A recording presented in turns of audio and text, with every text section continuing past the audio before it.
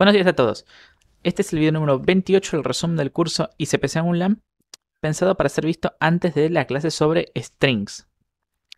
Justamente cuando hablamos de un string, lo que pensamos es simplemente un vector de caracteres, pero cuando hablamos de algoritmos de strings, hablamos de un cierto conjunto de algoritmos en particular para manejar este vector de caracteres que en C++ es el simple string. Primero,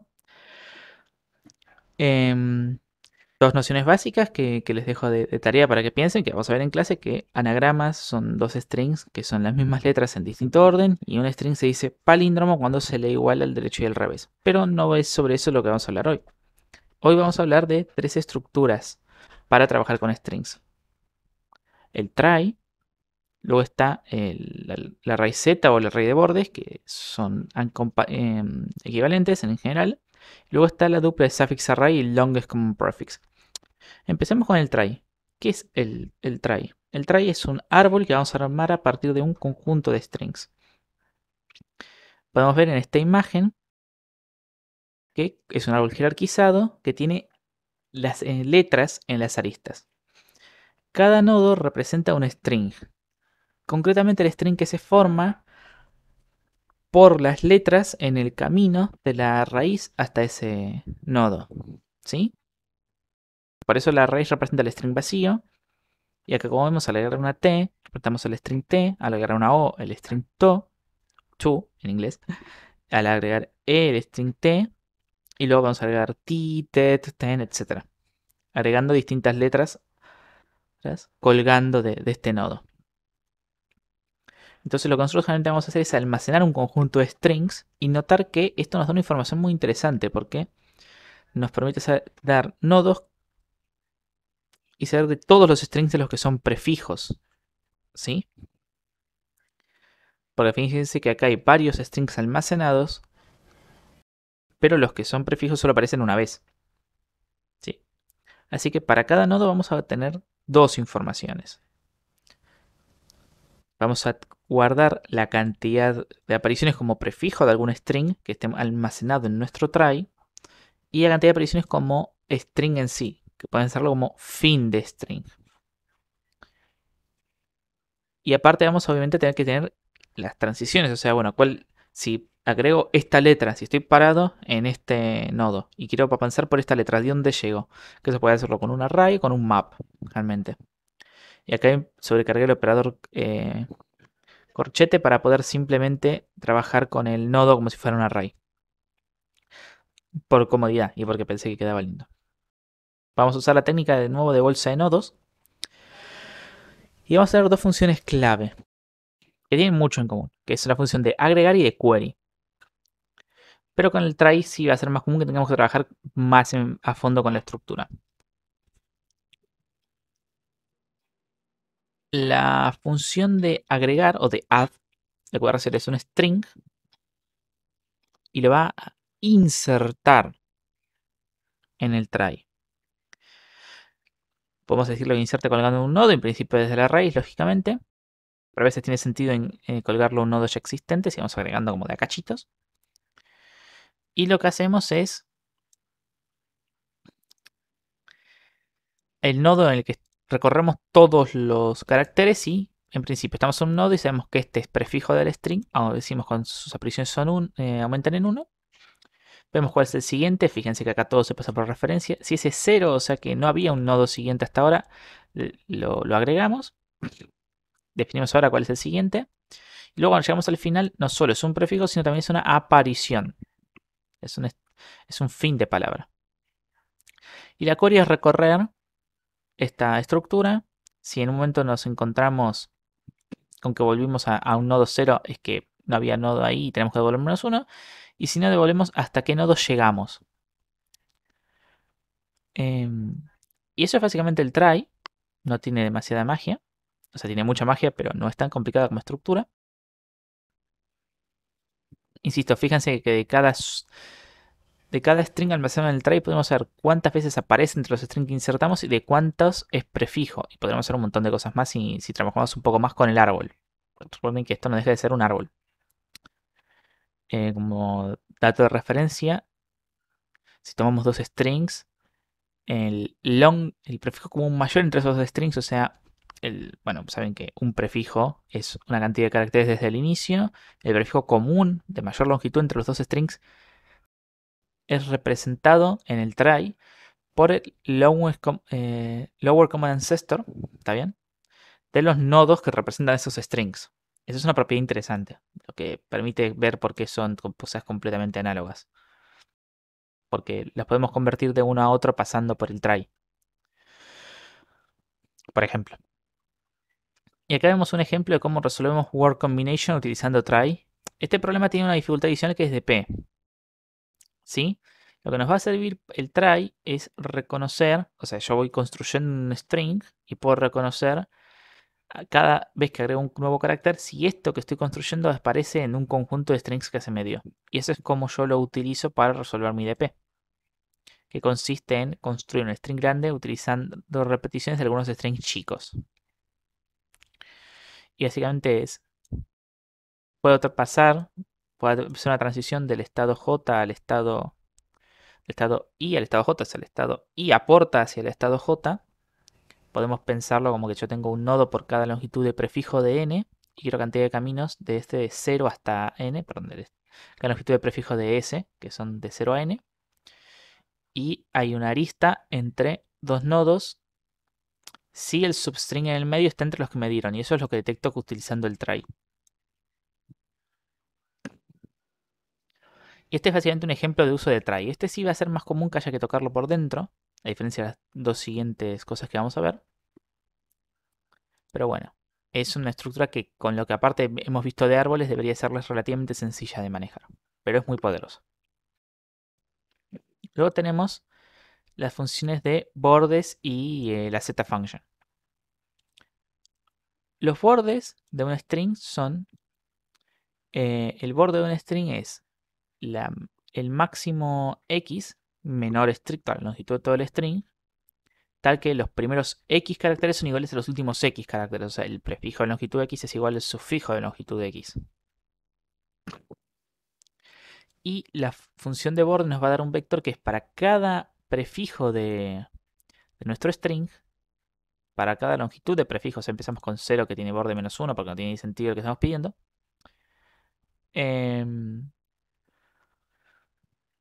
La longitud del borde de ese prefijo.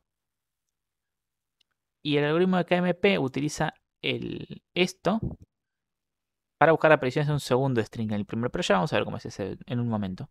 Pero sepan que bordes es por dentro el core y la gracia de un algoritmo bastante estándar llamado KMP, Cat Morris Path. Luego tenemos la z-function que nos devuelve algo similar. Nos devuelve para cada posición del string el máximo k tal que los primeros k caracteres del string son iguales a los k caracteres siguientes a esa posición, empezando esa posición en adelante. Como ven acá, el máximo k tal que s de 0 a k es igual a s de i a i más k. Esto considerando el substring en este rango, lógicamente. Y esto es básicamente lo que nos devuelve la z-function.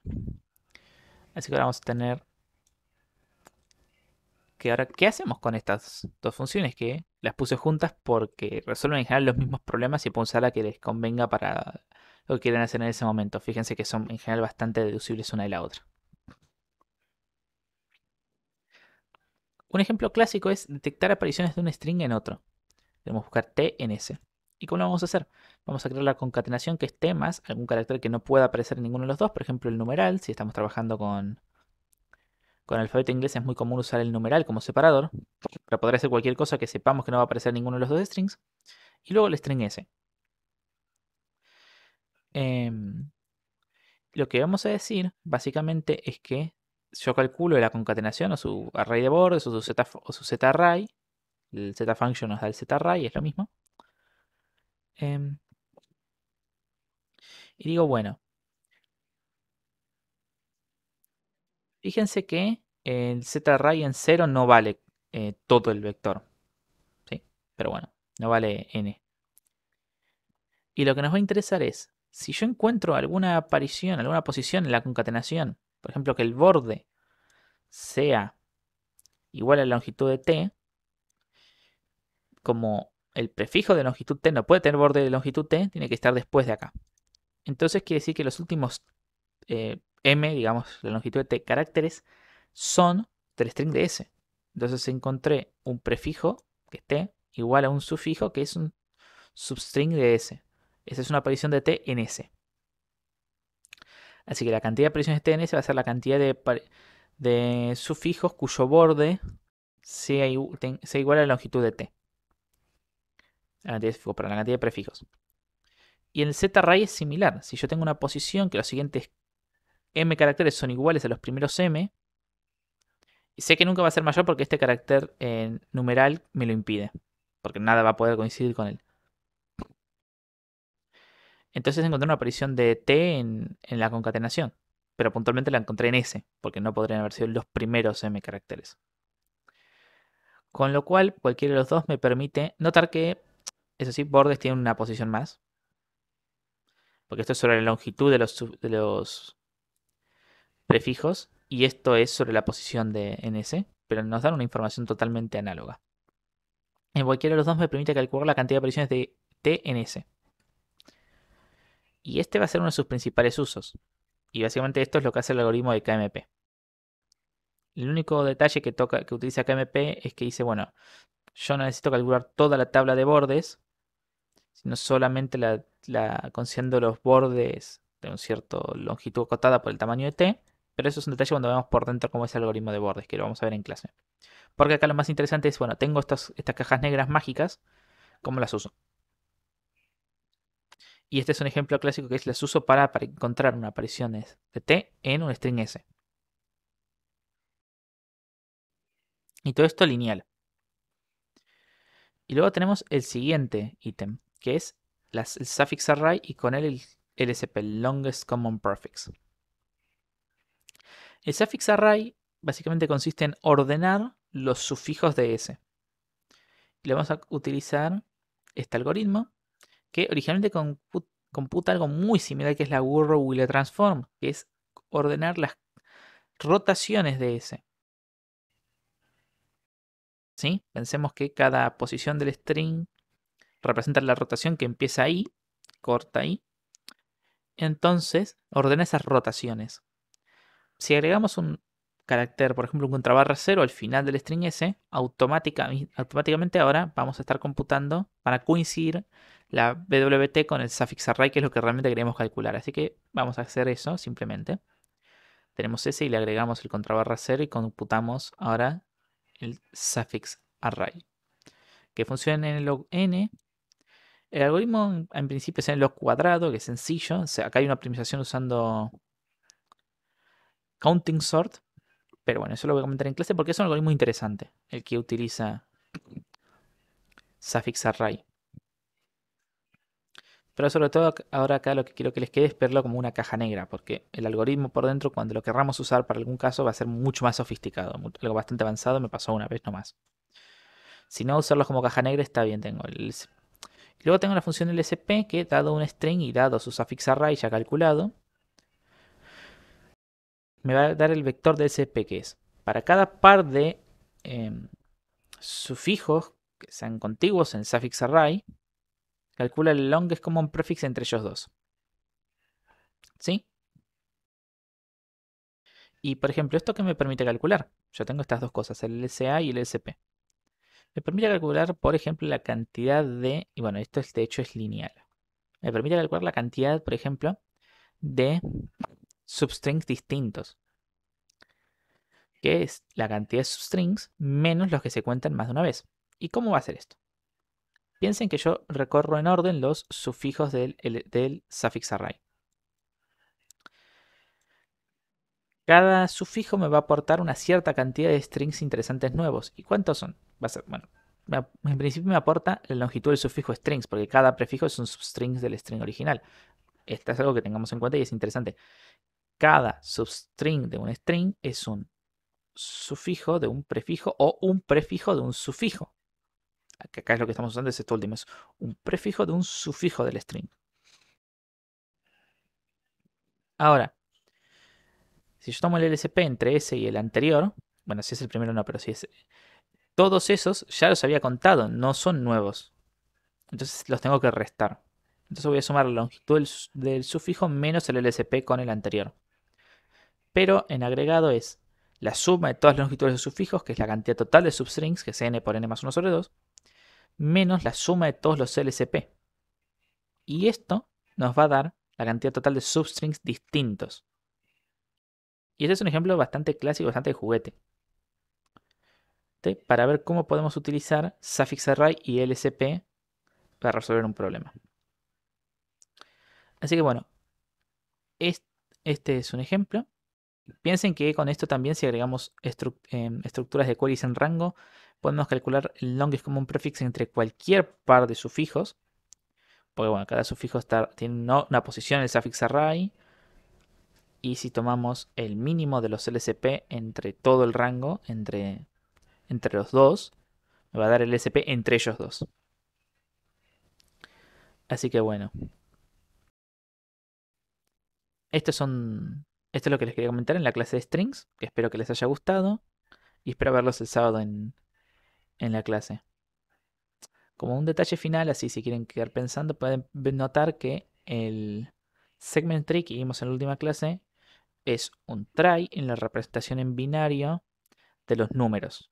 ¿Sí? Pensamos el número como un string de bits y podemos ver que el segment tree es un try sobre su representación en binario. Y bueno, les dejo pensando eso y ahora sí, adiós.